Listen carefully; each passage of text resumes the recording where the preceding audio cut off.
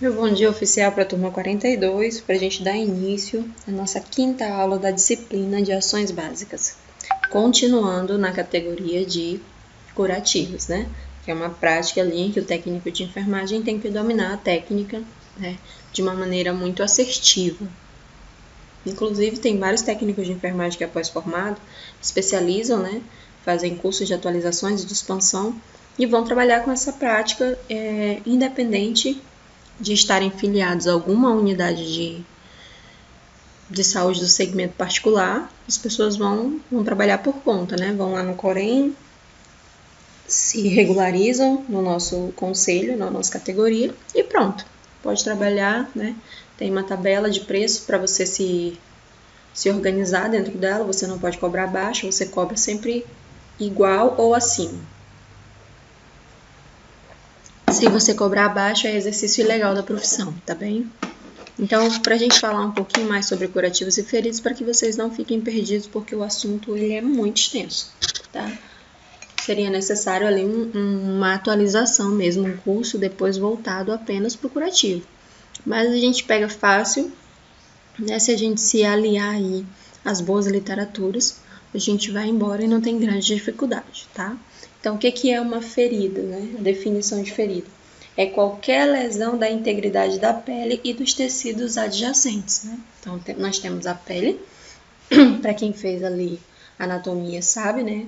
Que a gente tem a derme, a epiderme e suas camadas, né? Então, e abaixo da pele nós temos ali o tecido conjuntivo. Então, a gente tem aqui uma danificação da célula, das células da pele, da derme e da epiderme, e abaixo nos tecidos adjacentes, né? O tecido muscular.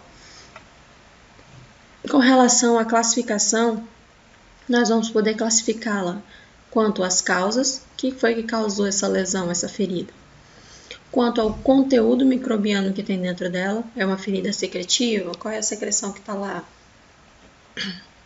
Quanto ao tempo de cicatrização, também podemos estar classificando ela. Quanto ao grau de abertura e quanto ao tempo de duração dessa ferida. Então, vamos lá. Possíveis causas. De agente causador, a gente tem aqui, ó, incisa, uma ferida incisa ou uma ferida cortante, né? Que é uma lesão pérfuro. Digamos que aqui foi um acidente de trabalho com pérfuro cortante, aqui, um teçado, um facão, uma foice, né? Aqui foi uma perfuração por arma branca. Então, assim, a gente tem uma incisa ou uma cortante, vamos ter laceração, vamos ter uma perfurante, vamos ter uma penetrante, vamos ter uma ferida que pode ser contusa, vamos ter feridas que são corto-contusa ou vamos ter feridas que são abrasivas ou relacionadas a escoriações. Então, vamos lá. Inciso ou cortante, o que é? São provocados por agente cortante, exemplo, faca, bisturi, lâmina, etc. E as suas características são um predomínio de comprimento, né, com um pouquinho de profundidade. Então, ela tem bordas ali irregulares, mas as bordas são nítidas e geralmente são retilíneas, né? Ela acontece ali em uma linha só, tá? Não é uma coisa que tem um aqui, outra aqui, outra aqui, outra aqui. A menos que a pessoa tenha brincado, né, daquela brincadeira boba lá de ficar cortando, de ficar fazendo os riscos na pele. Mas no geral a gente só tem uma, né, uma laceração ou uma incisão cortante com as bordas dela irregulares, né, porque começou em um sentido, a pele abriu, né, e terminou mais embaixo. E ela é contínua, tá? Aqui temos outra lesão, ó. Corto-contusa é quando o agente não tem um corte acentuado, sendo uma força ou um traumatismo e é causado por uma penetração de um instrumento, sendo como, por exemplo, um machado aqui, né? No caso, você teve a ruptura da pele, uma lesão cortante e teve uma contusão logo abaixo, né? Que teve ali, ó, uma soltura, um rompimento de todos os tecidos e atrás ainda tem ali uma lesão óssea, né? Uma contusão. Aqui, ó. Perfurantes são ocasionados pelos agentes longos e pontiagudos, como, por exemplo, prego, alfinete. É uma imagem de bom dia legal, né, Catiane? Desculpa, foi mal. Então, a gente tem aqui, ó, é um objeto que entra e fura. Né? Lembra que nas aulas lá de farmacologia eu sempre falava para vocês, né, que a gente tem os pérfuros cortantes, porque a lâmina, por exemplo, ela perfura, ela fura e corta. A agulha, o bisel da agulha, ele fura e corta. Então a gente tem várias situações em que são pérfuro cortantes, né? A gente tem uma faca aqui, faca é um pérfuro cortante. Aqui no caso era um palitinho, uma farpa, mas pode se tornar, né, um objeto ali perfurante, espetinho de churrasco e assim vai, né? Lesão ali perfurante. Gente, quando começou a surgir aqui em Rio Branco esses bolos de andar, sabe assim? Que é um embaixo, outro em cima, aqueles bolos de camada, as boleiras utilizavam palitos de churrasco, né, para segurar. Algumas ainda usam. Cuidado, tá? Quando vocês forem comprar um bolo de andar por aí, pergunta para a boleira o que ela usa para prender um bolo no outro. Vocês não têm ideia da quantidade de pessoas, né, que sufocaram porque engoliu aquele negócio. Porque tá ali no meio do bolo, a pessoa corta, às vezes quem tá cortando já tem um domínio e vê que tem e vai tirando, né? Outras pessoas não. Então fica complicado, tá? Se vocês forem por aí e tiver aquele bolo de andar, antes de comer, antes de garfar ali seu bolo, dá uma reviradinha assim para observar se não tem um palito dentro. Algumas pessoas utilizam cano de PVC, né? Outras pessoas utilizam o raio do palito de churrasco. Né? E ele no meio de um bolo, ele se torna ali um veneno, pode causar uma lesão ali cortante, uma lesão perfurante e trazer sérias complicações para as pessoas que estão ingerindo. Pérfuro contusa, tá? São ocasionadas por arma de fogo. Pode existir 2 orifícios, um para entrada e um para saída, tá? Toda vez que você pegar um paciente e ele tiver uma lesão, né, pérfuro contusa, você já observa se tem 2 orifícios. O esperado é que tenha 2, porque se não tiver 2, a bala ela está alojada no organismo. E aquela bala, algumas, né, elas são projetadas para eclodir, então elas vão estourar dentro do paciente a qualquer momento. E outras, como a gente não conhece qual foi a arma que ele foi atingido, né? E outras balas, elas ficam alojadas e o próprio organismo encapsula, então ele não faz nenhum tipo de malefício para o organismo. Tem gente que vive aí com uma bala alojada inúmeros anos e nada acontece com ele. Já tem pessoas que necessitam ali de uma cirurgia para retirada daquele projétil, né? Para que ele não cause nenhum malefício para o organismo. Laceração, né? Dionari, tem um monte. Laceração, os mecanismos mais frequentes são a compressão, né? Quando a pele é esmagada, quando ela é colocada num plano subjacente, ou por uma tração, né? Rasgo, arrancamento tecidual, ou bordas, e as bordas delas vão ser irregulares, né? E vão ter mais ali de um ângulo aqui, ó. Né? Esmagamento, pressão. Em Manaus, aqui em Rio Branco já aconteceu também. Na verdade, em Rio Branco não, no Acre, né? Assim, nas zonas mais ribeirinhas. Acontecia muito escalpelamento, né? Que é quando o cabelo ele ficava preso ali, próximo do motor e arrancava, né? Nas engrenagens, entrava ali e escalpelava. Então, arrancava todo o couro cabeludo.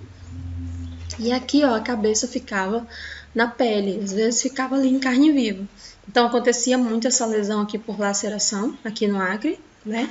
E também lá em Manaus por conta disso, do transporte fluvial, que tem lá, né, as suas dificuldades e principalmente as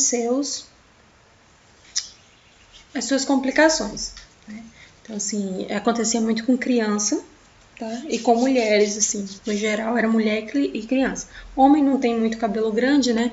Então, ele ficava mais isento dessa situação. E aqui a gente tem uma escoriação, né? Que a lesão surge, né, de maneira tangencial à superfície cutânea com arrancamento da pele. E esse arrancamento, né, são microlesões. Aqui a famosa quedinha ali de bicicleta, né? Ou você caiu no asfalto e acabou sofrendo ali uma escoriação. Então, a partir de agora não é mais raladura, né? Está todo ralado, não, está todo escoriado. Está apresentando escoriações. Geralmente, a secreção que tem aqui em cima é uma secreção serosa ou uma secreção aquosa, né? Às vezes tem uma secreçãozinha ali sanguinolenta, mas é em pouquinha quantidade. Que no caso Quando rompe a barreira da pele, a pele começa a jogar para fora eletrólitos, né? Ou ali a linfa começa a produzir células de defesa, os linfócitos, os neutrófilos, para aqui estar fazendo a regeneração tecidual. Então, fica sempre aqui essa secreção aquosa em cima. Esquimose ou hematose, né? A esquimose tem rompimento dos capilares, porém você não tem perda, tá, da continuidade da pele, sendo que no hematoma o sangue pode ser extravasado para fora da cavidade. Então, na esquimose você bateu ali, né? Teve rompimento dos vasos, você sofreu um trauma, teve rompimento dos vasos, mas não perdeu sangue. Já no hematoma, pode ser que você tenha perdido, né, sangue, porque ele extravasou pela pele em algum momento. Então, você tem a equimose, quando não tem rompimento da pele, e tem o hematoma, que pode ter tido ali o rompimento da pele. Que é um exemplo para vocês, né? Então, vamos lá. Com relação ao conteúdo que tem dentro da ferida, né? A gente pode classificar ela como ferida limpa, que é quando ela tem condições assépticas, ou seja, sem micro-organismos, né? A gente tem lá, lembra que eu mostrei para vocês ontem? A gente tem aqui, por exemplo, é uma ferida limpa, né? A gente não tem aqui presença de micro-organismos, a gente não tem presença de secreção purulenta, a gente não tem presença de tecido de granulação, a gente não tem presença de esfarcelo, né? Então, pode ser considerada uma ferida limpa. Limpa contaminada, né? Ela limpa em até 6 horas sem contaminação significativa, tá? Criou ali uma crosta, mas não evoluiu. Então, a gente faz uma limpeza ali de 6 em 6 horas, então ela é uma ferida limpa, né? Com uma contaminação, mas essa contaminação não é significativa. Uma ferida contaminada com mais de 6 horas sem sinal de infecção, né? Tem ali já um micro-organismo instalado, mas a gente não observou os sinais de infecção, dor, rubor, calor, né? Lembra que a gente falou sobre isso ontem? Temos também a ferida aqui infectada, que é quando ela tem uma presença de um agente infeccioso no local e tem uma presença da reação inflamatória. Então, aqui nós temos uma ferida infectada, ok? Quando tem a presença da reação inflamatória. Então, quando a gente olha uma ferida, a gente vai analisar se ela tem lá os sinais flogísticos, que representam os sinais de infecção. Então, aqui, ó, um exemplo de uma ferida limpa. Eu tenho aqui embaixo, ó, tecido de revitalização, tecido de granulação, né? Eu consigo aqui observar tecido conjuntivo e aqui embaixo, ó, tecido adiposo, células de gorduras. Então, aqui eu tenho uma ferida limpa. Aí, digamos que a técnica não foi muito correta e acabou juntando aqui micro-organismos que são visíveis a olho nu. Quando você faz a remoção, pronto, você percebeu que não tem nenhum sinal de infecção embaixo, a ferida continua limpinha. Então, ela foi uma ferida que foi contaminada, mas ela não apresentou risco de infecção. Já aqui nós temos uma ferida infectada, né? Uma ferida que está apresentando calor, né? Por que eu sei que está com calor aqui, gente? Porque a pele está avermelhada e tem edema. Então, aqui eu já tenho rubor, né? E edema, consequentemente, e pela presença de pus, eu também espero uma reação orgânica, né? De uma liberação ali de células de defesa. E o meu corpo, para liberar as células de defesa, a primeira coisa que ele faz é aumentar a temperatura, né? Por isso que a febre, ela é uma reação imunológica positiva do meu organismo. Tá? O ideal é que a gente não interrompa a febre nas primeiras 24 horas. Que a gente fique ali sentindo ela porque o corpo está elevando a temperatura para expulsar um agente causador de alguma patologia.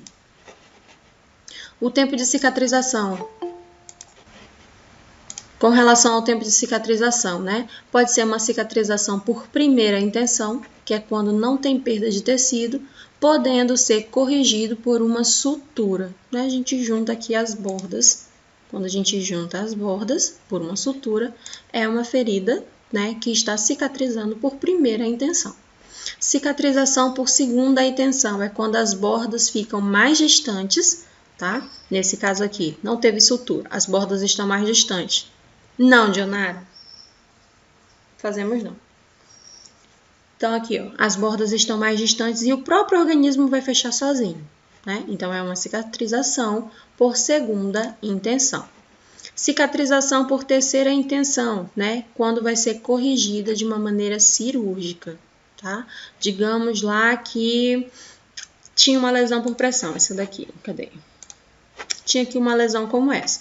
Foi para o centro cirúrgico, fez o debridamento, né? E aí, para fechar, não estava fechando o organismo, não estava fechando. Para fechar, o médico teve que fazer ali um enxerto. Então, isso é uma cicatrização por terceira intenção. Tiago, no geral, né, é no máximo 12 horas. Tem médico que passou de 10 horas, ele não faz mais a sutura. Geralmente a sutura é indicada quando ainda tem sangramento ativo, tá? Pegou ali um vaso importante, daí tem que suturar. Mas do contrário, passou ali de 6, 8 horas, tem médico que não sutura mais. Agora, o que diz a literatura? Que você pode aguardar até 12 horas. Então, vamos lá. Aqui eu tenho, ó, cicatrização por primeira intenção, que é quando ele junta as bordinhas tudinho, né, do tecido e espera que ele cicatrize. Aqui, ó, por segunda intenção, é quando o próprio organismo vem fechando, né? Então, ele deixou ali as bordas um pouquinho mais afastadas e ele vem cicatrizando de dentro para fora, né? E por terceira intenção é quando tem ali o tamponamento, né? É quando precisa de um tecido para fazer o enxerto, a recolocação, porque o organismo não tem condições de se regenerar. Então, vamos lá. Diferença entre cicatriz hipertrófica e cicatriz queloide, né? A cicatriz hipertrófica, ela respeita o limite da lesão. Então, aqui, ó, criou, né, uma crosta em cima, uma crosta tecidual, mas ela tá aqui, ó, respeitando o limite da lesão, né, no momento da cicatrização. Então, é uma cicatriz hiper, tem muita célula, né? O tecido se regenerou, mas ele colocou ali em cima muitas células. Esse tipo de pessoa aqui não pode passar por procedimento invasivo sem que ocorra uma lesão, tá? Todas as vezes que ela passar por algum procedimento invasivo, um corte profundo, as células de defesa do organismo dela, para regenerar o tecido, vai produzir de uma maneira exacerbada. Muito complicado, Neide. No caso do diabético, a revolução é muito mais complicada. Digamos que um paciente que for diabético, ele tem que passar por um procedimento cirúrgico. É uma cirurgia eletiva. Vamos lá, que ele vai tirar uma pedra na vesícula. Vamos tirar a pedra na vesícula desse paciente. O médico, para operar, sabendo que ele é diabético, vai entrar com antibiótico de profilaxia antes da cirurgia, né? O paciente já está tomando antibiótico em casa, para que quando ela passe pelo procedimento, o corpo dela reaja de maneira melhor. Então, é uma conduta médica muito assertiva com relação a pacientes que têm dificuldade para regeneração tecidual, para recuperação, né? No caso de diabético, paciente que tem alguma doença autoimune, paciente que tem transplantado, né? Paciente transplantado também tem uma resposta imunológica mais lenta. Então, é utilizado esse recurso do antibiótico como profilaxia, antes da realização, né, do tratamento em si. E o queloide, ele não respeita o limite da lesão, tá? Onde ele vai crescendo aqui em torno da pele. Alguns cirurgiões indicam, né, a cirurgia e ele faz ali uma diminuição com profilaxia de algumas células, ele inativa algumas células que fazem aqui o processo de inflamação do queloide, tá? Mas aí é o cirurgião plástico que resulta e o SUS não cobre esse tipo de cirurgia. Com relação ao grau de abertura da pele, a ferida pode ser aberta, né, quando ela tem bordas que estão afastadas, nesse caso aqui. Aqui, bordas afastadas, então eu tenho uma ferida aberta.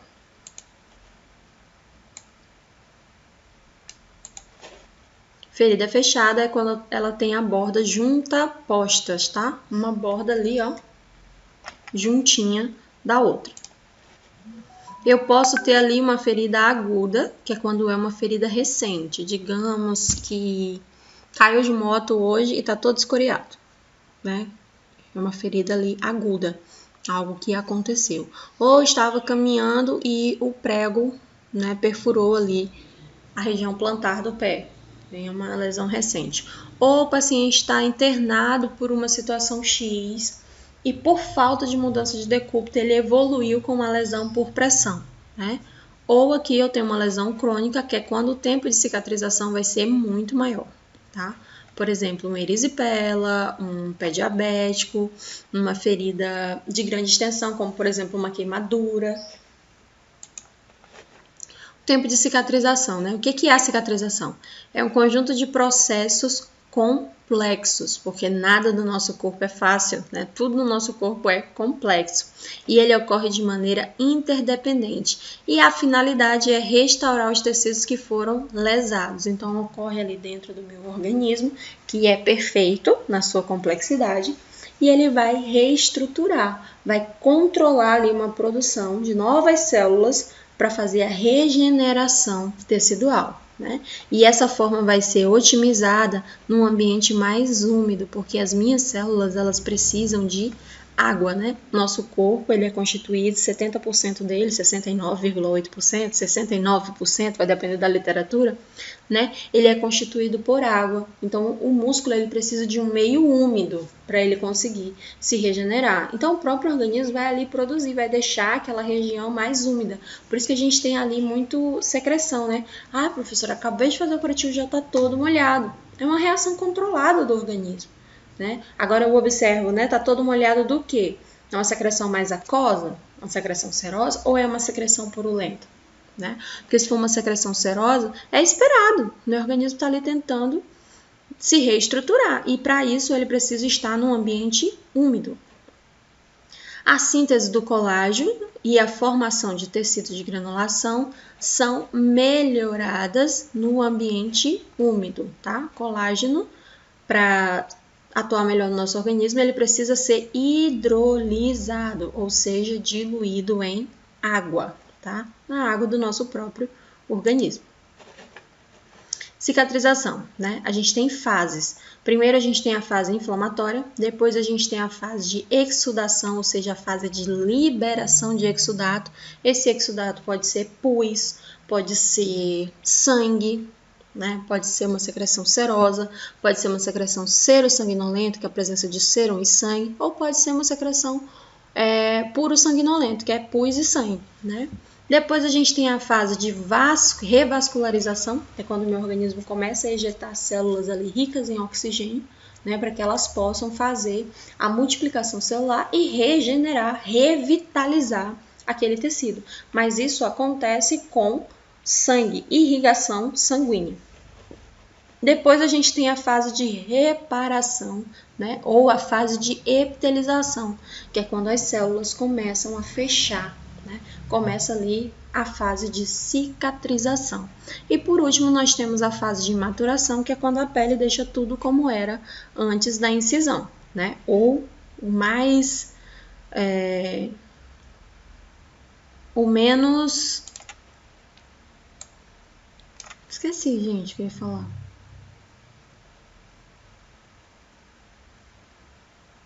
Ela se recompõe da melhor maneira possível. Pronto. Curativo de definição. Nós temos aqui o meio terapêutico, que consiste na limpeza e a aplicação de uma cobertura estéril, tá, em uma ferida, quando for necessário, com a finalidade de promover a rápida cicatrização e de prevenir contaminação ou infecção exógena, tá? Por exemplo, a gente está ali com estamos com uma ferida, né? E essa ferida, ela tá limpinha. Se eu não fizer a cobertura dela adequada, eu posso acumular ali poeira, né? E na poeira pode ter fungo, vírus, bactéria. Então é melhor a gente não facilitar. Ou ainda aqui em Rio Branco a gente tem muito inseto, né? E esses insetos podem colocar ali algum ovo e trazer uma lesão maior. Princípio do curativo. Manter elevada a umidade entre a ferida e o curativo, tá? Para que a gaze ali não grude em cima, né? E quando a gente vai puxar, ele puxa ali o epitélio de revitalização. Remover o excesso de exudato, né? O excesso ali de secreção. Prevenir a troca gasosa, porque se está ali fechadinho, abafadinho, consegue ciclar mais rápido, né? fornecer isolamento térmico, ser impermeável para as bactérias, ser asséptico, ou seja, livre de micro-organismo, e permitir, né, a remoção dele sem traumas no tecido adjacente. Tipos de curativo, isso aqui vocês têm que saber. Curativo semi-oclusivo, é um curativo que vai fazer ali, ó, a absorvência, né? Ele vai ficar ali na função de absorver. Eu faço ele quando? Ferida cirúrgica, dreno e feridas que apresentam exudatos, uma ferida secretiva. Então, é um curativo semi-oclusivo, tá? Um curativo oclusivo não permite a entrada de ar ou de fluidos, ele é completamente fechado, tá? Completamente fechado e ele ainda tem ali, a gente faz, né, um pouquinho de pressão nele para ele deixar o organismo livre e ativar também a circulação. Temos o curativo compressivo, que a intenção dele é reduzir o fluxo sanguíneo. O curativo compressivo, ele deve ser retirado mais rápido, tá? Essa redução do fluxo sanguíneo, ela deve ser controlada. Então, ali, às vezes, o paciente reclama, tá muito apertado, aí a gente solta um pouquinho. Ou quando ele fala, tá muito apertado, seu João, tá muito apertado ao ponto de o senhor não conseguir, né, ficar com ele, porque é preciso fazer aqui um curativo oclusivo no senhor. Quando tem perdas volêmicas, né, perda de sangue ou de fluido em grande quantidade. Curativo aberto são feridas cirúrgicas que estão limpas e já têm mais de 24 horas o processo de incisão, ou são cortes pequenos, ou ainda suturas e até mesmo escoriações. Eu, Vanessa, não fecho escoriação, tá? A menos que, digamos que eu estou numa unidade de saúde, vamos usar aqui o Barral. Tô lá no Barral, a pessoa caiu de moto, ou de bicicleta, ou simplesmente estava andando de carro na rua, chegou toda escoriada para mim, tá? Ela vai para casa de quê? De moto ou de bicicleta ou vai andando. Então, para eu reduzir as chances, né, daquela ferida ficar contaminada, sofrer algum processo de contaminação, eu vou enfaixar, tá? Essa escoriação, vou fechar, mas eu vou orientar esse paciente quando chegar em casa ele tirar. Tá? Porque nesses processos aqui não precisa de cobertura, tá? O organismo regenera. O que vai precisar ali é de uma hidratação, de uma pomada, de um óleo, tá? Para fazer ali uma barreira. Mas do contrário, tá? E quando aqui, ó, é sutura pequena, não precisa fechar. Você vai lavar com água e sabão e vai manter limpa e seca. Fácil assim, né? Tipos de cobertura. Ontem eu falei muito para vocês das placas, né? Hoje eu trouxe placas para mostrar. A placa de hidrocoloide, ela é uma cobertura impermeável, né? Ela é impermeável para quê? Para água, né? E bactérias. Então, elas vão isolar o leito da ferida e o meio externo. Ela é como se fosse uma placa gelatinosa quando a gente toca nela. A gente coloca aqui, ó, e ela fecha. O curativo secundário que eu falei para vocês ontem é o que vai em cima, porque isso aqui que está aqui vai puxar exudato, né? Então, para não passar para a roupa do paciente ou para a fralda, a gente cobre isso aqui com gaze e fecha, né, o redor aqui da pele com esparadrapo, tá? Ou digamos que o paciente ele não vai se locomover, né? Então, a gente pode colocar aqui embaixo um chumaço, né? Que é uma compressa maior entre a fralda. Só que quando o paciente evacuar, pode sujar o nosso curativo. Então, eu sempre aconselho vocês a fazer o curativo secundário. Deixa aqui, ó, pra gente proteger a nossa placa. Então, às vezes, o técnico de enfermagem ele não trabalha com a placa de hidrocoloide, ele não tem habilidade, né? Daí, ele precisa fazer um curativo, o enfermeiro pede para ele fala, mas eu não trabalho com isso. Mas a placa já foi colocada. Então, ele volta para o cuidado do técnico de enfermagem, tá? E o técnico de enfermagem vai ficar aqui, ó, a critério do curativo secundário, do que vai acima, tá? O que a gente precisa fazer aqui com ele? Né? Ele é indicado para lesões que são infectadas, mas tem pouco ou não tem nenhum exudato, né? Ele é colocado nas áreas que são doadoras ou que estão ali precisando de incisão cirúrgica. Vão precisar de incisão cirúrgica. A necessidade é irrigar a lesão com soro fisiológico, secar as bordas e depois você aplica ali o hidrocoloide e fixa um curativo na pele, que seria o curativo secundário, tá? Então, primeiro você irriga bastante essa ferida, depois você seca ela e bota a plaquinha ali de hidrocoloide para que ela faça, né, essa retirada ali e promova o isolamento térmico e, consequentemente, o corpo entenda que precisa regenerar aquele tecido. Então, vem ali uma cicatrização por segunda intenção.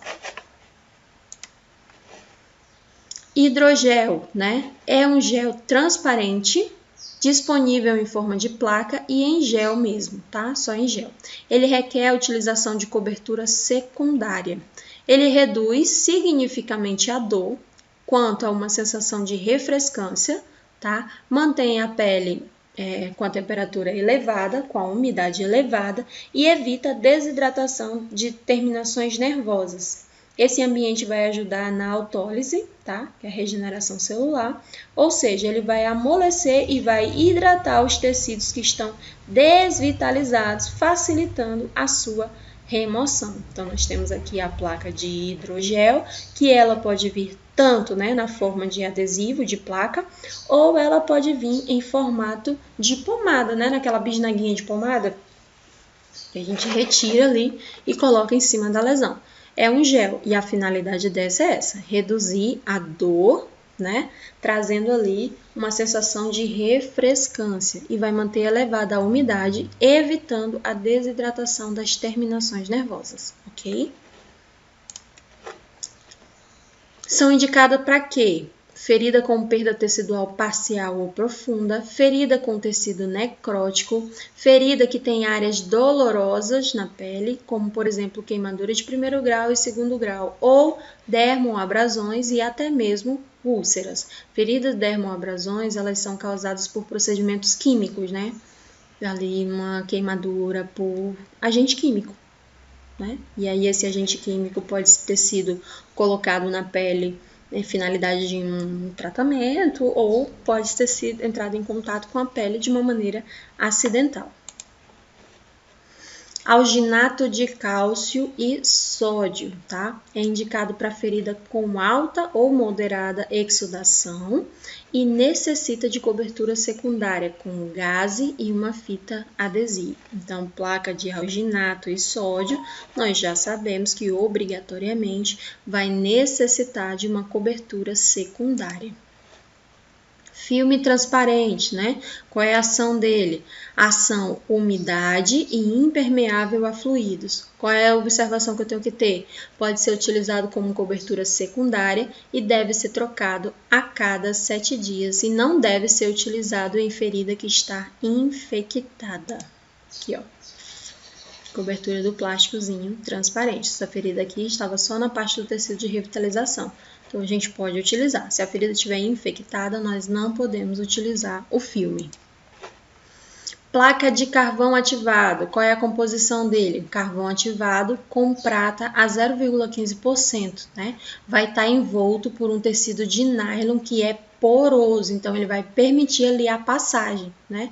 Ele vai estar selado, né, nas 4 bordas. Então, ele vai estar fechado na pele, ele vai aderir à pele nas bordas e no meio dele tem um tecido de nylon poroso que vai permitir ali a saída do exudato. Qual é a ação dele? Absorvente de exudato. Ele absorve os micro-organismos, filtra o odor, porque o carvão ativado ele retira o odor, né? Filtra. Ele funciona como bactericida porque a prata, né, ela mata as bactérias e ele é indicado para uma ferida que está infectada, que tem muito exudato, né, e ele vai ser contraindicado na ferida limpa, com baixo exudato e que tem ali a presença de osso ou de tendão, porque o que está dentro dele pode afetar essa proeminência óssea, pode danificar o tecido de revitalização e pode danificar ali o tendão. Qual é a observação? Não pode ser cortado, tá? Tá lá fechadinho e vai ficar fechadinho até o dia que a gente tirar ele. Então, ele vai, quando ele sair, ele vai sair inteirinho, tá? Aqui, ó, uma plaquinha para vocês observarem de carvão ativado. A gente coloca e quando tira, ele drenou todo esse tecido aqui, ó, de revitalização, tá? Desculpa, esse tecido aqui de granulação, esse amarelinho na ferida e deixando só embaixo ó, o tecido já de revitalização. Professora, essa ferida aqui em cima, eu coloco outra placa de carvão ativado? Não, porque aqui eu já tenho mais tecido de revitalização do que qualquer outra coisa. Então, o que eu faço aqui? Para continuar fazendo o debridamento controlado, a ferida tá sequinha, né? Tá maravilhosa. Eu vou tirar aqui, ó, o esfacelo com a irrigação, tá? Lá eu posso colocar numa pressão mais elevada e vou retirar esse esfacelo, a pressão do soro mais elevada, ou eu venho ali com a gase retirando até onde o paciente aguenta e fecho, né, aqui o final com uma cobertura de óleo. Ácido graxo essencial. Ácido graxo, minha gente, é óleo, tá? Então, já anota aí, ácido graxo é óleo. A composição dele, óleo vegetal, é composto por ácidos linoleico, né? Caprilício, caprico, vitamina A, vitamina E, lectina de soja. Então, ele é um composto rico em componentes que favorecem ali a regeneração tecidual. Qual é a ação dele? Promove a regeneração dos tecidos, acelerando o processo de cicatrização. Então, ele é muito utilizado. Quando que ele é indicado? Prevenção e tratamento de úlceras e principalmente tratamento de feridas abertas. Contraindicação quando a pessoa tem alergia. Quais são as observações? Pode ser associado com outras coberturas. O principal que a gente usa é a marca Dersane, tá? Isso aqui, ó, é nome de comercial, tá? Embaixo vai estar escrito, né? Ácido graxo à base de girassol. Quando a família pode comprar, né? Ela tem condições de comprar, o SUS disponibiliza, tá, gente? Só que às vezes falta, né? Mas geralmente a gente tem à disposição nas unidades o óleo de girassol. Quando falta, nós podemos substituir o óleo de girassol pelo óleo mineral, que é mais fácil de encontrar e mais barato também para manter. Professora, nas prateleiras do supermercado eu vejo lá óleo de girassol, ele serve? Serve. É o mesmo, tá? A diferença é que quando ele vai para a farmácia, né, ele tem uma finalidade específica da farmácia. A mesma coisa do bicarbonato de sódio, né? Se você comprar na farmácia, ele tem um valor. Se você comprar no supermercado, ele tem outro valor, tá? Mas a finalidade é a mesma. Só que no supermercado vende de litro e lá nas prateleiras da farmácia tu vai comprar ali 90 ml, 120 ml, né? Então é melhor ali para uma pessoa que vai usar por muito tempo e está numa situação financeira um pouco complicada, compra na prateleira do supermercado que vai dar tudo certo. A gente tem um outro debridante natural que é a papaína. A papaína, para quem não sabe, né, é a polpa do mamão, eu ia falar do pulmão. É a polpa do mamão papaya verde, tá? Então ali quem descobriu isso aí foram os índios, tá? E isso foi pesquisado por cientistas e nasceu então a famosa papaína. Nas aldeias, os índios raspam, né, a polpa do mamão papaya e colocam em cima da ferida que está contaminada. E o próprio mamão, aquele leite do mamão, vai fazendo ali o debridamento, vai comendo, vai fazendo fagocitose das células mortas dentro do organismo do paciente. Quando eles retiram aquela cobertura, né, a ferida já está ali revitalizando. Então, a papaya, né, surgiu com o conhecimento dos índios, tá? Quando que eu vou utilizar a papaya? Na presença de tecido de granulação, a concentração deve ser de papaya a 2%. Né? O tecido já está ali se granulando, já está se fechando. Na presença de necrose ou liquefação, a ferida deverá ser lavada com jatos e eu coloco a solução papaína de 4 ou 6%, que vai ser diluída em soro fisiológico. Na presença de necrose, né, de coagulação, a gente vai utilizar ela na concentração de 8 a 10% e depois vamos efetuar a escaroectomia, ou seja, a retirada ali, né, da escara do paciente, ok? Então, ela faz ali aquele debridamento natural, tá? É algo que, professora, tem para comprar? Neide, para hidratar a pele, tá? É uma barreira de proteção. Lembra que o óleo de girassol aqui, ó, te mostrar de novo. Qual é a ação dele, tá? Prevenção. tá? Prevenção e tratamento. Então, ele atua ali na prevenção e também trabalha ali no tratamento, tá? Do paciente que está ulcerado ou que está com alguma ferida. Então, aqui, ó, um exemplo para vocês de uma ferida, né?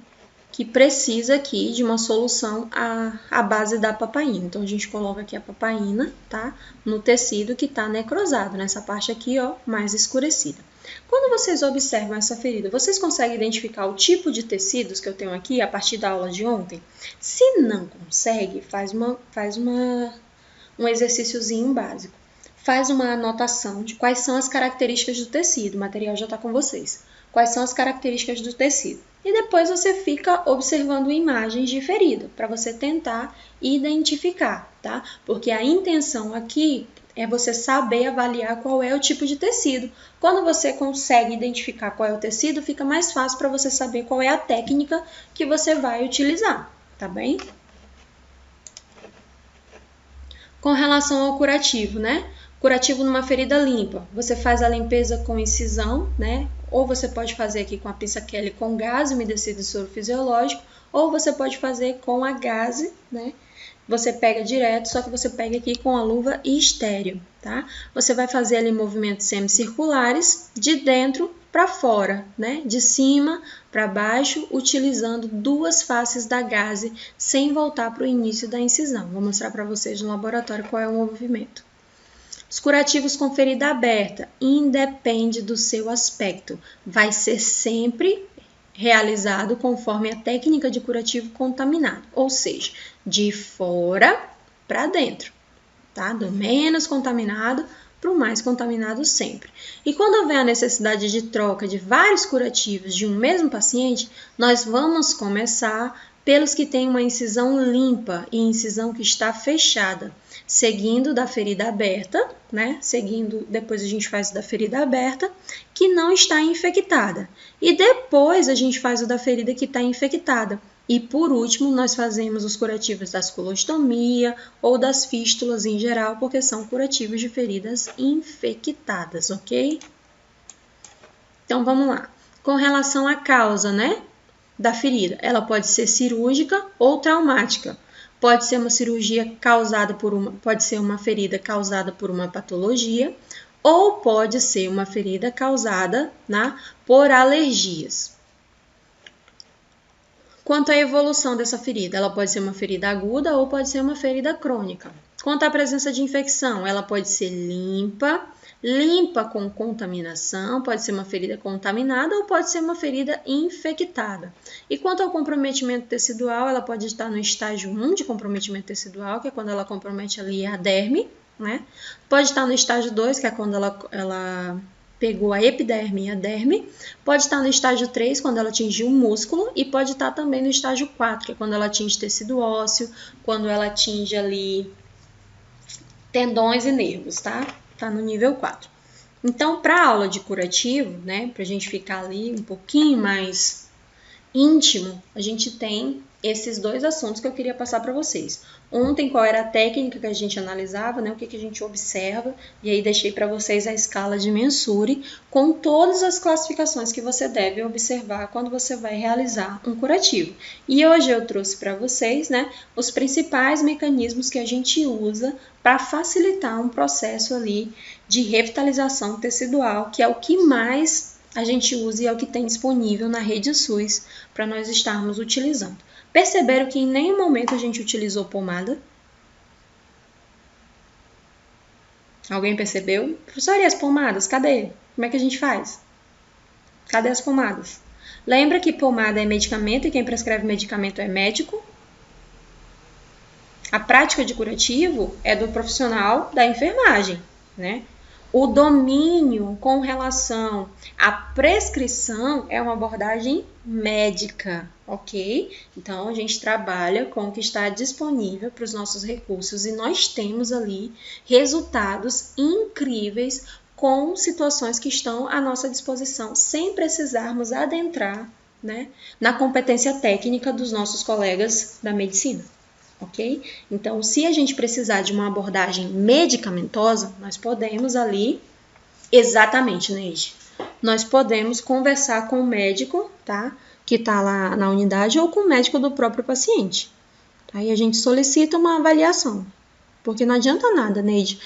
Eu tenho todo um respeito com a minha técnica e falo para o médico assim, olha, doutor, preciso passar uma dipirona para esse paciente, não sei o quê. Não, você não chega lá falando o que a pessoa tem que fazer. Você fala, olha, tô com um paciente assim, com essa característica, portando esse tipo de ferida, eu tô abordando essa conduta aqui e eu preciso que você avalie para verificar se tem necessidade de passar alguma medicação para ele, né? Um analgésico, ele tá com muita dor, está reclamando de dor na hora do curativo, ou por mais que eu já tenha colocado a placa de carvão ativado, esse paciente continua com secreção, ele não está respondendo bem à terapia, né, de intervenção. Então aí o médico faz a abordagem dele, faz a consulta e a avaliação e decide, né, se vai passar, vai entrar ali com alguma terapia medicamentosa para te ajudar nesse processo. No geral, nós temos uma boa relação com relação a feridas, né, e condutas de enfermagem e medicina, mas isso aí vai depender muito do conhecimento do profissional. Quando você conhece, você consegue se impor enquanto profissional, tá? Por exemplo, as cirurgias plásticas. Os cirurgiões não gostam que a enfermagem faça curativo, né? Aí uma vez eu teve até uma situação engraçada. Daí a enfermeira falou assim, que se ele não quisesse, né, que a enfermagem fizesse o curativo, que ele internasse a paciente na casa dele. E ficava lá, porque a rotina do curativo era todo dia, 8 horas da manhã, então o curativo ia ser feito todo dia, 8 horas da manhã, que ninguém ia esperar, né, o serviço deles passar para fazer o curativo na paciente, porque não iríamos deixar a paciente suja. E isso traz ali um certo conflito, né, entre as classes. Mas a enfermagem tem que se impor, existe uma rotina, existe uma norma, e todas as normas têm que ser respeitadas por qualquer especialidade que está ali fazendo parte da equipe multidisciplinar que está na assistência direta do nosso paciente. Então, isso não existe. Prática do curativo é domínio da enfermagem. Quem decide é a enfermagem de acordo com a rotina da unidade e com a necessidade do paciente. Isso faz parte do plano de sistematização na assistência. Então, se você tem alguém na sua família precisando de um controle com relação a feridas, né, um controle mais assertivo, o profissional que você tem que procurar é o profissional da enfermagem, ok? Espero que isso tenha ficado claro, porque é uma das poucas práticas que a gente tem sob nosso domínio, que faz parte ali da nossa profissão.